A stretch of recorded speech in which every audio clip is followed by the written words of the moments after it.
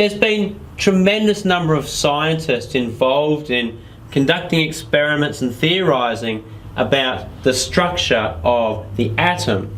But today I want to explain 3 key experiments conducted by 3 key researchers to demonstrate how they have advanced our understanding of the atom. In particular, these 3 researchers have identified or made a significant contribution to our understanding of protons, electrons and neutrons. So first of all, we'll look at Thompson. J.J. Thompson conducted an experiment using an electron beam. Now, they knew what electrons were, but they didn't know what the charge of electrons were. So what Thompson did is he had an electron beam, and he passed the electron beam through 2 electrodes, a negative and a positive. So he had the negative here, he had the positive electrode on this side, and he had, you know, like some sort of photographic paper here to be able to detect the electron beam as it went through. And what he identified is that the electron beam actually bent towards the positive electrode as it moved through the electrodes. Now, as I said, Thomson knew that these were electrons, but nobody knew what the charge of the electrons were. So it was this experiment that was able to identify that electrons have a negative charge, because like charges repel and opposite charges attract. So the negative electron beam moved towards the positive electrode. And so Thompson then was able to identify that electrons were negative. Thomson's model of the atom was what we often call the plum pudding model. So his understanding was that generally the atom had a positive charge and it had electrons through it, a little bit like plums in a plum pudding, or watermelon seeds in a watermelon, or chocolate chips in a chocolate chip biscuit. So Rutherford was a student of Thompson's, and they worked in the same laboratory. Whilst Thompson conducted an experiment using electrons, so something that was negative, to learn about something that was negative, well, Rutherford actually used something that was positive. He used a radioisotope that released alpha particles. And alpha particles have a positive charge. And Thompson was passing those alpha particles through a very, very thin layer, or a very, very thin sheet of gold.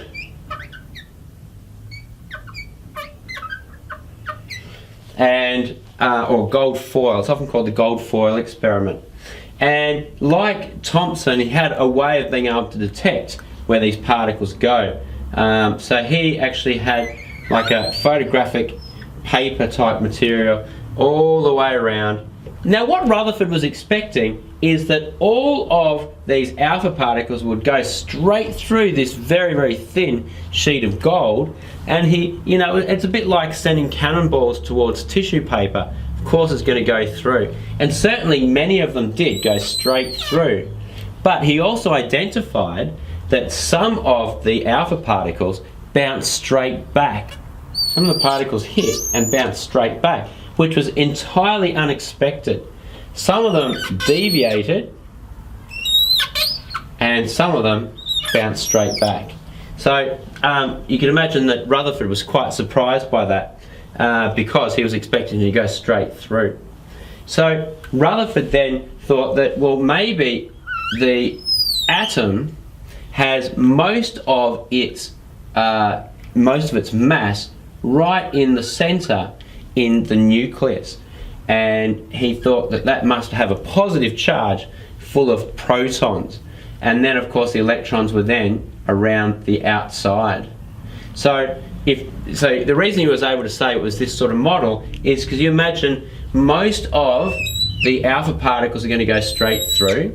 The alpha particles are positive, So when we have like charges getting close, they're going to deviate like this. And if they hit straight on, they're going to reflect back.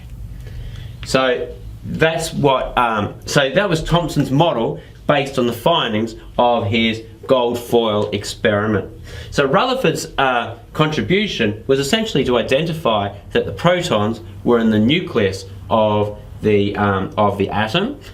Most of the mass of the atom was contained in the dense nucleus, and it contained protons. Now there's a problem with just having protons in the nucleus though. Remember how we said that like charges repel. So how are these protons going to stay together in the nucleus if they're all positive and they're trying to repel each other? So it was theorized there must be something else in there as well, kind of keeping them separated. In the same lab again, had another researcher named Chandwick who identified that last missing piece of the puzzle, that is the neutron. So I'll show you what Chandwick did. Again, using alpha particles. There was a source of alpha particles being shot through a piece of beryllium. Now, when the alpha particles were shot through a piece of beryllium, a sheet of beryllium, there was some unknown particles sent through to the other side. Now they're able to detect them, and they detected that these unknown particles had no charge, but they didn't know what they were. Now Chandwick took the experiment further and added a piece of paraffin wax here in front of these unknown uncharged particles, and what happened was that other particles came out that scientists did know what they were: protons. So charged particles came out, charged protons came out. Now Chandwick thought, well, you know what, these things here, these uncharged unknown things, they can't just be gamma rays, they must have mass. To be able to push protons out of this paraffin, they must actually have mass, because you can imagine it's a little bit like a billiard ball. If you shot a billiard ball with a marble, well, the marble is not going to make the billiard ball move, is it? Because it just doesn't have enough mass. So to be able to move the protons, it must have the same mass as the proton. So then it's basically like another billiard ball hitting the billiard ball. So that means it's they were able to propose then that the neutron, or this unknown neutral particle, was the neutron, and it had the same mass as a proton.